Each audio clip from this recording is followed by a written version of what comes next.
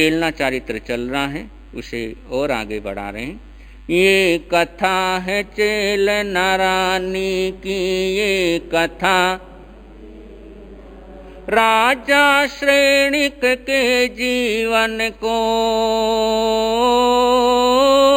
राजा श्रेणिक के जीवन को जिसने दिया सुधार जी।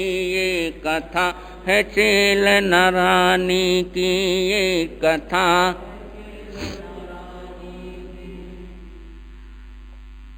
अभय कुमार दासी के संग चेलना के महल में पहुंच जाता है। चेलना अभय कुमार को आदर देकर के पूछती हैं, कहाँ से आए हो, क्या नाम है, कौन से देश से आए हो, तुम्हारे राजा कौन है। अभय कुमार परिचय देता है। अतारी ने कहा मगध का हो, अतारी ने कहा मगध का, मैं हूँ अभय कुमार जी। ये कथा है चेलना रानी की, ये कथा।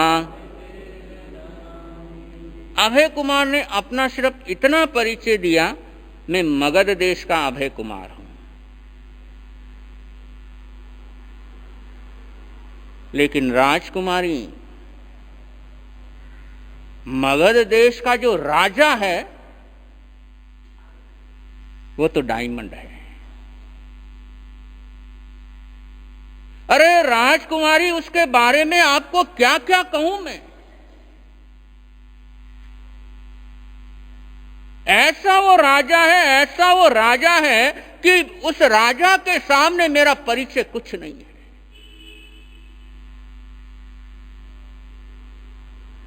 अरे राजकुमारी, उसका रूप गजब। अरे राजकुमारी, यूं समझ लो कि उसके सामने तो मैं कोयला नजर आता हूं। चेलना हैरान हो गई कि साक्षात रूप का अवतार कहता है कि मैं अपने राजा के सामने तो मेरा रूप कोयला है।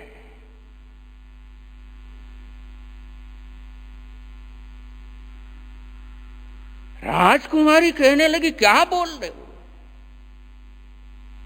अभय कुमार कहने लगा, राजकुमारी बिल्कुल सही कह रहा हूं। मैं तो अपने राजा के सामने अमावस की रात हूं। कहां मेरे राजा पूनम के चांद है और मैं अमावस की काली अंधेरी रात।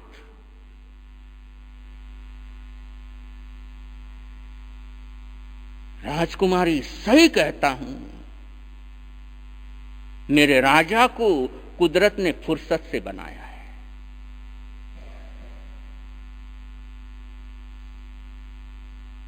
अच्छा गंधी, और क्या क्या विशेषता है। राजकुमारी, जिस राज्य के, जिस देश के वो राजा हैं, वहां की समृद्धि का मैं क्या वर्णन करूं, वहां के वैभव का क्या वर्णन करूं। राजकुमारी, तुम यकीन नहीं करोगी, वहां पर ऐसे ऐसे सेठ लोग रहते हैं जिनके यहां पर देवता धन भेजते हैं।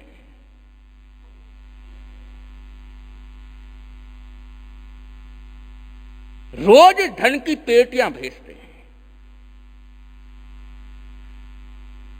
राजकुमारी, हिसाब लगाओ कि जहां पर देवता धन भेजते हो वो राज्य कितना संपन्न होगा। अभय कुमार श्रेणी की तारीफ करता जा रहा है और ऐसी तारीफ कर रहा है, ऐसी तारीफ कर रहा है रूप की, वैभव की, शक्ति की। चेलना का मन कर रहा है ये बोलता जाए और मैं सुनती चली जाऊं।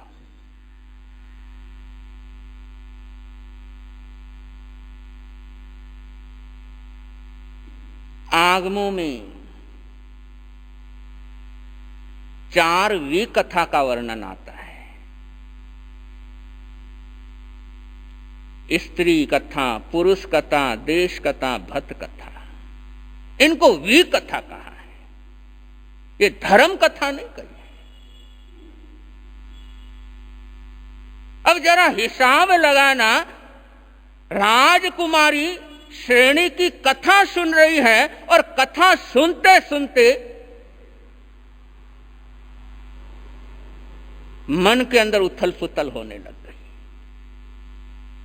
अभय कुमार चुप हुआ। चेलना कहने लगी, चुप क्यों हो गए, बोलो।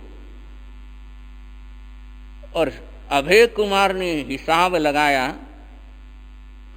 तवा गरम हो चुका है, रोटी सेकने का वक्त आ गया है।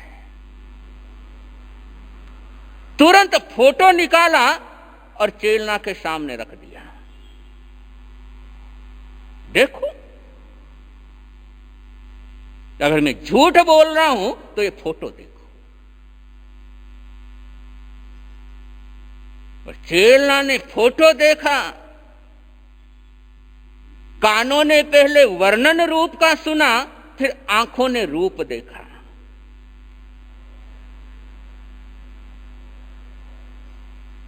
और फोटो देखते ही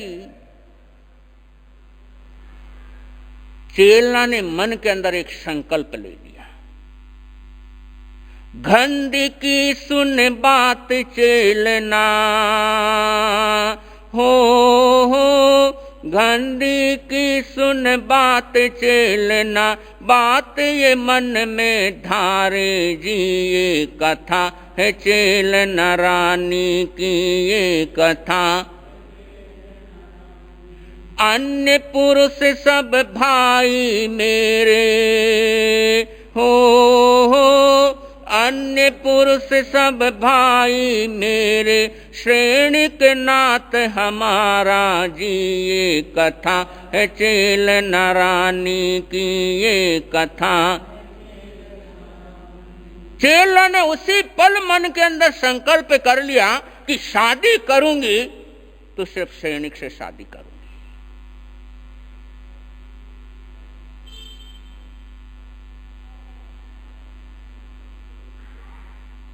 भूल करने में पल भर नहीं लगता है, लेकिन उस भूल की सजा भुगतने के लिए पूरी जिंदगी कम पड़ जाती है।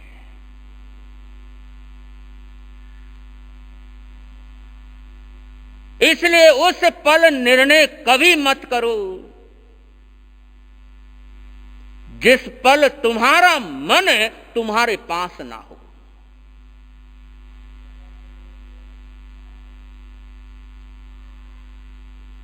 उस पल कभी भी निर्णय मत करो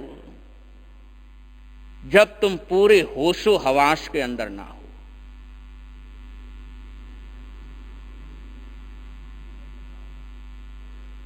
क्योंकि बहुत बार एक गलत निर्णय, एक गलत मुंह आदमी को दुर्भाग्य की खाड़ी में धकेल देता है।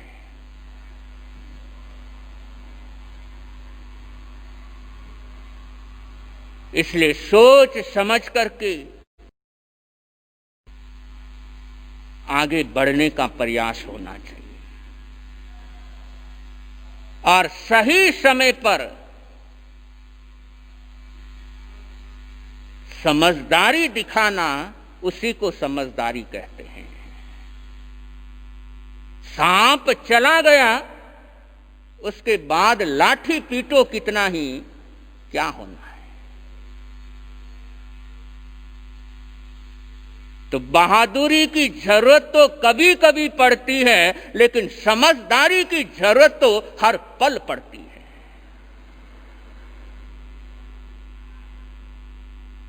और जिस पल हम समझदारी दिखाने में चूक जाते हैं, वो पल हमारे इस जीवन के भविष्य के दुर्भाग्य की गाथा लिखता है।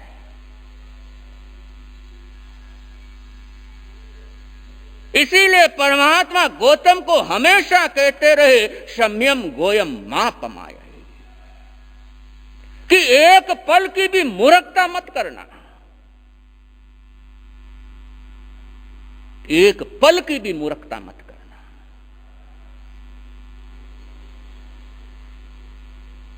क्योंकि खता लम्हों में होती है, सजा सागरोपमों में भुगतनी पड़ती है। 33 सागरोपम भी कम पड़ जाते हैं एक छोटी सी गलती की सजा भुगतने के लिए।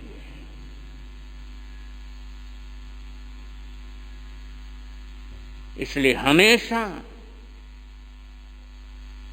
जागरूक रह करके होशो हवास के अंदर फैसले लेने चाहिए।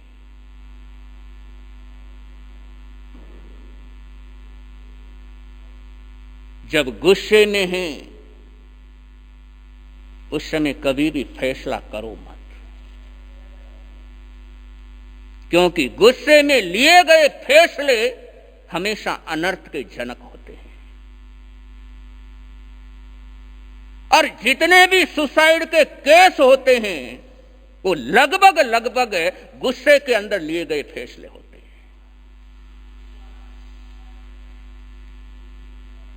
वो थोड़ी देर का गुस्सा, कुछ पल का गुस्सा पूरी जिंदगी को बर्बाद कर देता है। जैसे ही फोटो देखा,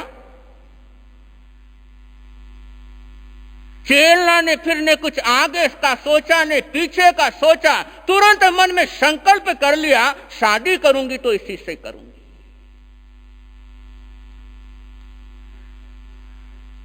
संसारी और संत में इतना ही फर्क होता है,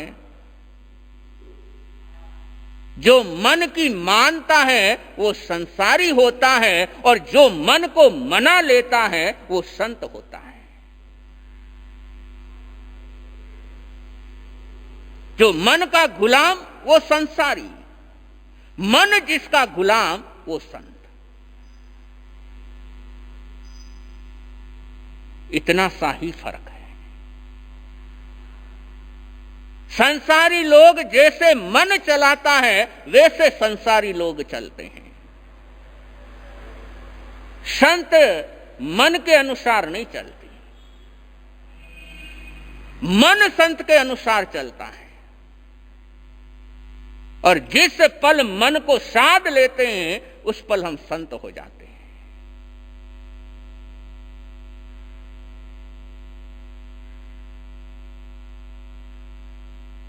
चेलना ने केवल संकल्प ले लिया, बल्कि अभय कुमार से पूछने लगी, अतारी से पूछ चेलना हो, अतारी से पूछ चेलना, मिलने का कोई रास्ता जी, ये कथा है चेलना की, ये कथा। अभय कुमार की बातों में ऐसी उलझी, सब भूल गई। मैं कौन से घराने की हूं, मेरा कौन सा खानदान है, मेरे पिता के क्या अरमान हैं, सब भूल गई।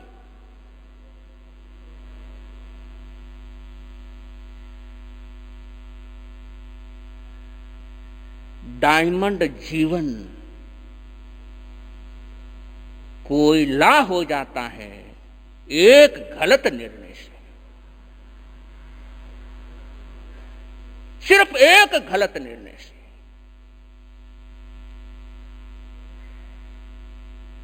अब वही राजकुमारी अभय कुमार को तुरंत पूछ बैठी, मुझे उनसे मिलना है।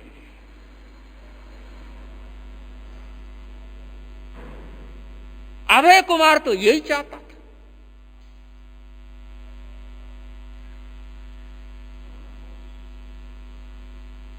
उसने कहा तुम चिंता मत करो, वो सब कुछ मैं कर दूंगा, सारी व्यवस्था मैं कर दूंगा, तुम चलने के लिए तैयार रहो।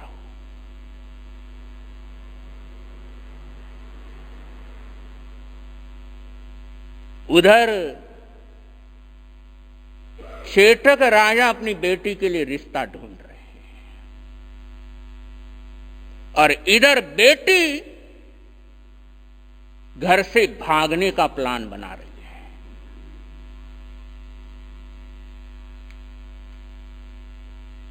कल्पना करें उन मां बाप पर क्या बीतती होगी, उस परिवार पर क्या बीतती होगी,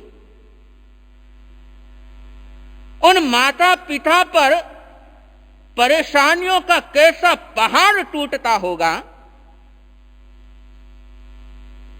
कि जिस बेटी के वो सपने देख रहे हैं, वही बेटी सारे सपनों को कुचल करके, दगा दे करके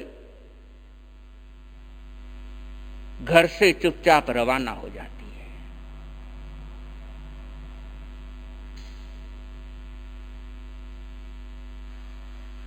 सिर्फ और सिर्फ सामने वाले ने प्यार के शब्द बोल दिए, प्रशंसा के शब्द कह दिए, तारीफ कर दी और उसे लगता है कि इससे बढ़कर मेरे लिए और कोई अच्छा नहीं है। लेकिन ये दुनिया फ्री में किसी की तारीफ करती नहीं है, हमेशा याद रखना। ये दुनिया बड़ी स्वार्थी है, फ्री में कभी भी किसी को कुछ देती नहीं है। और जिस पल ये समझ आ जाएगा, उस दिन फ्री के लिए हम तड़पेंगे नहीं। फ्री का माल, मुफ्त का माल हजम होता नहीं, चाहे अपने बाप का ही क्यों ना हो, हमेशा याद रखना।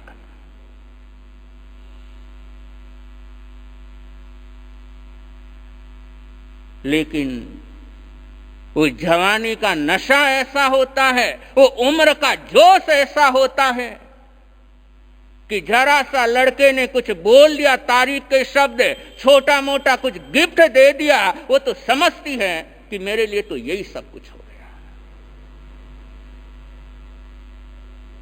और एक छोटे से गिफ्ट के लिए मां बाप ने उसके जीवन को संवारने के लिए, उसके जीवन को सजाने के लिए जो अनमोल घड़ियां कुर्बान की थी, वो सब भूल जाती है।